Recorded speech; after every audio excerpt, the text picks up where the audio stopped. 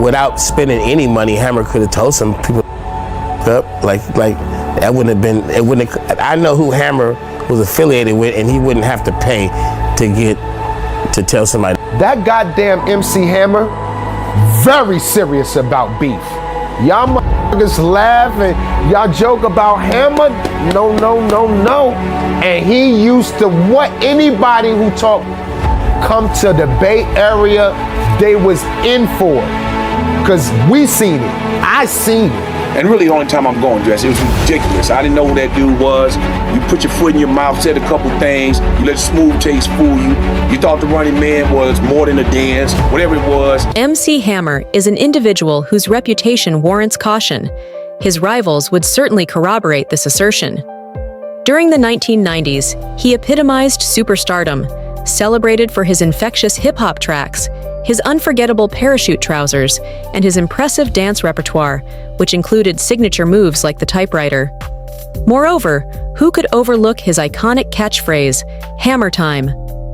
His presence was ubiquitous, garnering numerous accolades and solidifying his status as a pioneer in the realm of pop rap.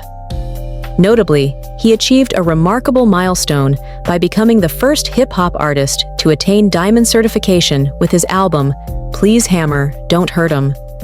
However, an intriguing facet of MC Hammer's persona often remains obscured. This aspect emerges primarily under duress, revealing an intensity that is undeniably compelling. Remarkably, even the Crips, notorious for their gang affiliations, issued an apology to him after attempting to challenge his status. In 2022, MC Hammer experienced a resurgence of interest on social media platform X, sparked by a nostalgic photograph that garnered viral attention. This image, taken at the 1996 Grammys, featured prominent figures such as Biggie, Suge Knight, Snoop Dogg, Tupac, and Hammer himself, all adorned in quintessential 90s fashion. While the other artists exuded an air of intimidation, Hammer stood apart, hands clasped behind his back, radiating a disarming smile. A tweet highlighting his seemingly incongruous presence ignited a wave of commentary, yet fans swiftly defended the Oakland icon, emphasizing that beneath his flamboyant attire and mainstream success, MC Hammer possessed an undeniable gravitas. This discourse illuminated the stark contrast in perception between hip-hop insiders and the broader pop culture audience. While he may have been synonymous with commercial ventures, such as sneaker endorsements and Taco Bell advertisements, those intimately acquainted with the scene have long been privy to tales of Hammer's street savvy, particularly within the East Bay area and the larger hip-hop community. To contextualize this narrative, we must revisit a notable incident involving the Crips' attempt to confront Hammer. MC Hammer's vocalist, Benito, once recounted a particularly tense encounter with Michael Concepcion, one of the founding members of the LA Crips. Concepcion, confined to a wheelchair following a tragic gang-related shooting, approached Hammer after a public event.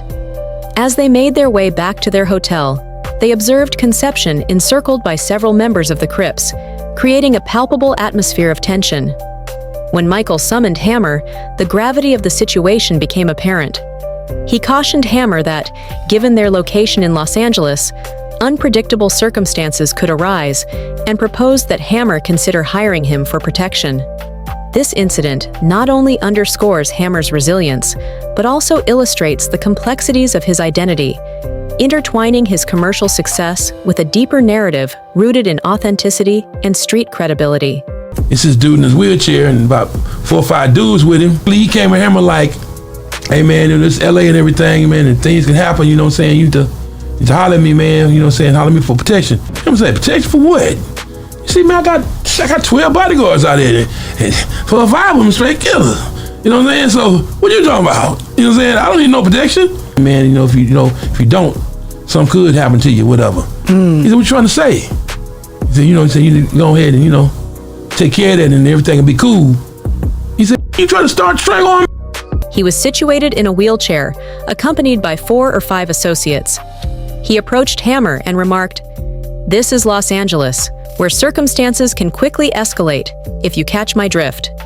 You ought to consider enlisting my services for protection. Hey, what's up? He said, hey man, it's like this. I'll make one phone call and all this will go away. Man, hey bro, I apologize, man. Hey, man, let me talk to you for a minute. And I said, what's up, man? He said, man, I apologize for the thing. I didn't know, the people you knew or whatever, this and that. I apologize for what I did, brother. It's all good. We cool.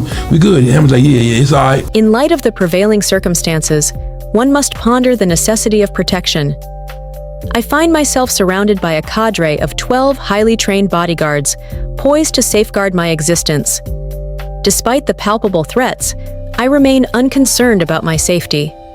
Engaging in dialogue reveals underlying tensions, as others suggest proactive measures, emphasizing the importance of vigilance in a perilous environment. That goddamn MC Hammer, very serious about beef. Y'all laugh and y'all joke about Hammer. No. And he used to what? Anybody who talks come to the Bay Area, they was in for it. Cause we seen it. I seen it. Allow me to elucidate the situation. With a single phone call, I possess the capacity to dissolve all present tensions. My sincere apologies are due. May I have a moment of your time? I acknowledge my prior ignorance regarding your associations. I deeply regret my actions, yet I assure you, all is well between us. Indeed, we have reached a mutual understanding. Said, hey, is Third Base still coming to LA? And she said yes, and the voice said, good, they're dead, and hung up the phone. And really the only time I'm going, Dress, it was ridiculous. I didn't know who that dude was. You put your foot in your mouth, said a couple things. You let the smooth taste fool you. You thought the running man was more than a dance, whatever it was. From personal observation, I can assert that MC Hammer possesses an earnest disposition regarding conflicts. While many may jest about him, the reality is quite different.